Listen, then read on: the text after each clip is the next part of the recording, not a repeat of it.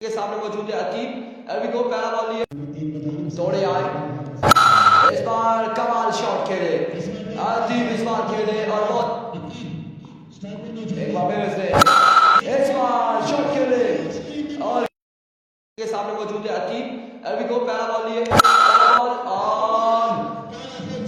पहला झटका नदीम, एक बार फिर उसामा, इस बार पहला छक्का आएगा अदीब के बदले। Here we go, Osama. Another magnificent shot. Yes, it is 6 on the board. Dobin. Here we go, Hussein once again. Full pass and get the punishment once again. Hussein. इसका हाफ टाइम जरूर दिया और थोड़ा सा time हमारे लिए निकाल रहे हैं, मैच को एंजॉय कर रहे हैं। उसामा सीसा इस्लाम है, ये चाचे के नाम का छक्का है अदीब के बदले से। छक्के के साथ एक बार फिर बॉलर अपने बॉलिंग के निशान से